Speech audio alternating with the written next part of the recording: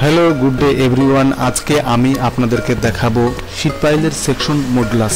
আপনারা যারা আজকের এই ক্যালকুলেশন দেখছেন তারা অবশ্যই পূর্বের ভিডিওগুলো ভালোভাবে দেখে বুঝে তারপরে এই ভিডিওটি দেখবেন। যারা শীট পাইল নিয়ে কাজ করেন তারা অবশ্যই আমাদের এই হ্যান্ড ক্যালকুলেশন দেখে আপনি সহজেই যে কোনো শীট পাইল ডিজাইন করতে পারেন। শীট পাইল ডিজাইনের জন্য আমাদের বেসিক যেগুলো জানতে হবে সেটা অবশ্যই আপনাদের জানতে হবে। ম্যাক্সিমাম মোমেন্ট ক্যালকুলেশনের জন্য আমরা পূর্বে শেয়ার ফোর্স ডায়াগ্রাম ড্র করেছি। আমরা দেখতে পাচ্ছি যে এখানে ম্যাক্সিমাম মোমেন্ট হচ্ছে পয়েন্ট ইতে আমরা সি বিন্দুতে মোমেন্ট বের করেছি, ই বিন্দুতে মোমেন্ট বের করেছি।